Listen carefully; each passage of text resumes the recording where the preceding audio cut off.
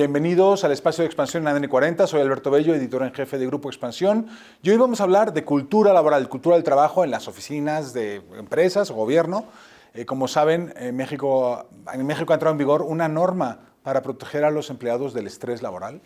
Y vamos a hablar de ello con alguien que está en el top de esta industria. Estamos con Steve Carrigan. Él ha trabajado en moda, en seguros, en la industria de los videojuegos y siempre en recursos humanos. Ha sido vicepresidente, fue el primer vicepresidente de recursos humanos de LinkedIn, la empresa que es una red de temas laborales y es para buscar trabajo, para encontrar, etc. Y Steve está con nosotros para hablar de esos temas. Hola Steve, ¿cómo estás? Cuéntanos, ¿cuál es los mayores retos que estamos encontrando en los espacios de trabajo en el día de hoy? Primero que nada, gracias por invitarme. Y parte de los retos o los retos principales que tenemos es la incertidumbre.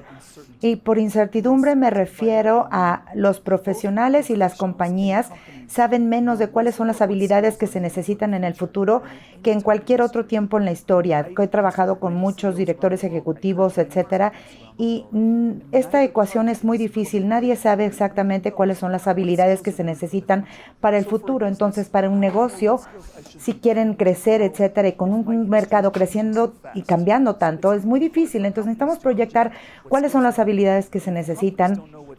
Los profesionales también necesitan saber cuáles son las habilidades que se necesitan. Además, los profesionales ahorita vemos que hay una gran interrupción porque están cambiando los modelos de negocio, entonces estamos creando esta noción de miedo, digamos, no nada más en los empleadores, sino también en los empleados, porque hay mucha incertidumbre.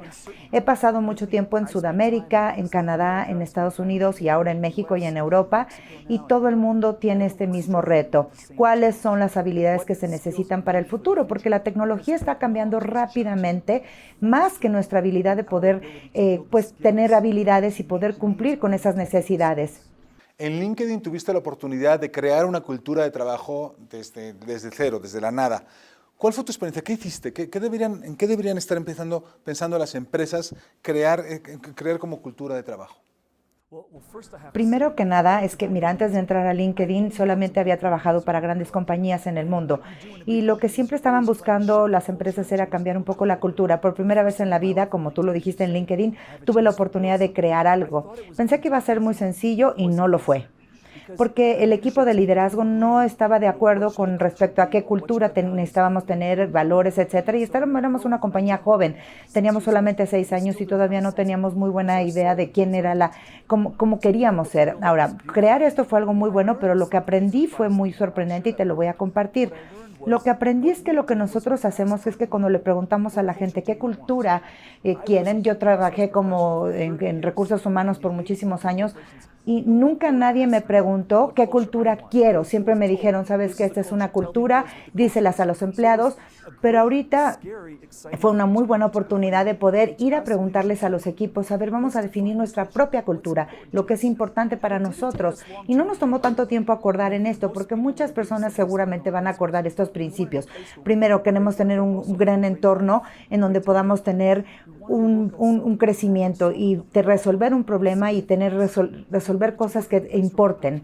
Y ahorita estamos aprendiendo mucho de preocuparnos unos de otros. Mi primer día en el trabajo le pregunté al director de LinkedIn en qué me debo de enfocar, qué es lo más importante para ti. Lo primero que me dijo como recursos humanos, y él me dijo, trabaja en la cultura. Y he trabajado en Asia, Canadá, Estados Unidos, trabajado en varias industrias, puedo trabajar con la cultura que tú me digas. Y él me dijo, y él me dio y me dijo, a ver, Steve, déjame preguntarte, ¿qué cultura quieres tú? Y para mí fue un momento muy importante porque, como te lo dije, nosotros queremos crear un lugar en donde podamos tener también vida, tener familia, pero también saber que estamos haciendo la diferencia. Entonces, cuando tú le preguntas a la gente, normalmente siempre convergen en el mismo punto, porque nunca le he preguntado a un empleado cuál es la cultura que quieres, pero este era el caso. Ahora, en el día de hoy, difícilmente un empleado lo van a escuchar en su empresa o no hay tantas empresas que tengan esta cultura. ¿Qué puede hacer una persona en este mundo cambiante, en este mundo de tanta incertidumbre, para prepararse, para estar listo, para poder crecer y poder avanzar en su carrera y en su vida? Estoy de acuerdo contigo porque creo que el cambio ahorita está creando mucha incertidumbre y miedo. Lo mejor que les puedo dar a las organizaciones o a los profesionistas, especialmente para los líderes en las organizaciones, es que todo está cambiando, pero no sabemos tanto como antes sabíamos porque todo está cambiando rápidamente. Cada líder, cada organización tiene que tener una estrategia para escuchar a los demás. Si, por ejemplo, las empresas tienen estas encuestas anuales para los empleados y escuchar lo que ellos dicen es muy importante, pero esto no se necesita hacer cada año, sino todos los días. Los empleados tienen ahora voz, ahora tienen mucho más poder, tienen celulares y estos celulares están unidos a páginas web, a los directores que pueden crear conversaciones. Los empleados ahora tienen mucho más poder de poder expresar sus preocupaciones, pero además te diría, vamos a crear una confianza, si puedes, para que de esta manera sepan que pueden expresarse. Las compañías que no escuchan no van a crecer, van a tener mucho que perder. Actualmente eres profesor en la Universidad ISDI, de negocios digitales. Imagino que también es una gran oportunidad el poder enseñar y poder explicar a la gente. Alguien joven que está empezando a estudiar, que está aprendiendo y que entra en este mundo de cambio permanente y de incertidumbre, ¿qué le recomendarías o qué le enseñas? ¿Qué le enseñas a esa gente que está entrando al mundo laboral? ¿Cómo prepararse para este entorno? Esta es una excelente pregunta, porque normalmente lo que escuchamos en los medios es que los robots nos van a venir a sustituir y que la inteligencia artificial y que te van a eliminar el trabajo, pero no, mira, el día de hoy creo que lo más emocionante aún con la tecnología es que ser un ser humano y tener las habilidades de un ser humano nunca han tenido tanto valor como antes, porque la comunicación, el trabajo en equipo, el poder escuchar en la universidad de la ISD, en donde nosotros trabajamos, que tenemos uno en España, en Estados Unidos y aquí, enseñamos algo que se llama la fluencia digital. Esto es, no tengan miedo, tengan confianza. La tecnología nada más está ahí, es un rompecabezas, y si te ayuda a resolver rompecabezas, está perfecto. Pero ya sea e-commerce, estrategia móvil o la experiencia, las empresas, las organizaciones ahorita están tratando de tener más experiencias virtuales y por eso les da miedo. Les da miedo que a lo mejor ya todo se va a hacer a través de los celulares. Entonces están tratando de ponerse al corriente porque saben que Google y Apple conocen todo, pero a lo mejor no conocen lo mismo como personas. Pero para todos aquellos quienes piensan que en el futuro no van a estar ahí o que va a ser más digital, sí es cierto, pero no tengan miedo porque el ser humano nunca ha sido tan importante como ahora. Y eso es lo que nosotros enseñamos en esta universidad. Les digo que se sientan menos intimidados y estén más receptivos a recibir toda esta tecnología. Tú eres consultor en empresas de Silicon Valley, de las más grandes que hay en el mundo ahora mismo. ¿Qué tipo de problemas tienen esas empresas? Porque imagino que son muy diferentes a los que tiene una empresa tradicional de valores más analógicos. ¿Cuáles son los retos grandes que están encontrando quienes están al límite de la innovación? Te voy a sorprender con mi respuesta.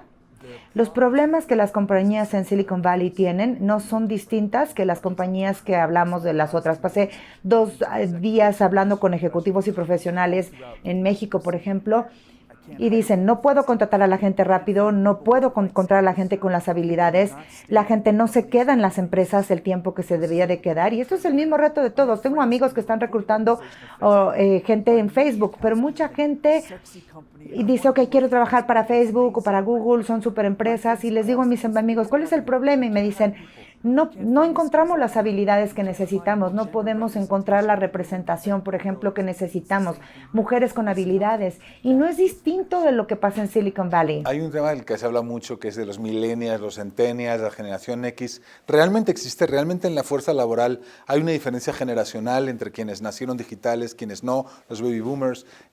¿Lo ves en tu experiencia diaria o no? ¿O no tanto? ¿O es un mito? Mira, tengo mucho que decirte en este tema y podríamos hablar horas. Pero cuando hablo con los directores ejecutivos, ¿cuáles son los retos que tienen? La fuerza laboral joven dice que no se queda. Y eso sí es verdad. Alrededor del mundo la gente se va de las compañías muchísimo antes de lo que lo hacían antes. Y cuando hablo con los CEOs me dicen que están muy frustrados porque esto lo ven como una generación muy desleal, que simplemente van, trabajan, tienen una atención muy corta. Entonces, cuando hablo con ellos, les digo, a ver, primero que nada, esos son sus hijos, son sus generaciones, así que háganse responsables. Número dos, me estás diciendo que si tuvieras una opción de trabajos que una generación vea como todas las posibilidades que tiene en cuanto al trabajo, van a trabajar en las mismas compañías toda la vida, es mentira. Entonces, no culpen a las generaciones de la realidad que tenemos hoy. Cuando nosotros vemos como compañías como GE empiezan a perder millones de dólares en años porque cuando ven en las industrias que se ven interrumpidas, digamos, no saben lo que significa ya una carrera segura. Entonces, ¿cómo puedes culpar a esta generación de sentirse con miedo? Entonces, yo creo que necesitamos reconciliar esta parte. La fuerza laboral, no nada más la fuerza laboral joven, sino los que están buscando más trabajo. Entonces, algo que es muy interesante en la última investigación que he hecho es que nosotros tenemos la fuerza laboral más descontenta en la historia. La gente está cambiando de compañías más rápido que antes, pero en los Estados Unidos también tenemos, por ejemplo, empresas en donde no están teniendo ganancias. Entonces, yo le pregunto a la gente, ¿cómo me puedes decir que mantener a la gente por mucho tiempo es la perfecta estrategia si tenemos a gente que se está moviendo y a lo mejor porque no ganan? Entonces, a lo mejor lo que debemos de pensar, señoras empresas, es que necesitamos pensar cómo atraer a la gente y que se quede y crear nuevas oportunidades para eso. A lo mejor eso puede crear más valor que lo que tenemos hoy. Nosotros estamos este paradigma de que entre más te quedas, más ganas, pero ahorita no es cierto. La gente está ganando menos. Entonces, cada vez vemos que más personas se están haciendo independientes porque tienen las posibilidades de hacerlo. Exactamente. Entonces, conforme vayan creciendo estas plataformas, vamos a hablar de esto que se llama la J-Economy, que ya sea si eres de Uber o de donde sea, los retos que estas economías tienen en economías nacionales, políticas, etcétera, no apoyan tanto el trabajo independiente, digamos, no va a haber pensión, no va a haber muchas cosas. Entonces, sin duda hay mucho que tenemos que cambiar para poder apoyar toda esta industria independiente y autónoma.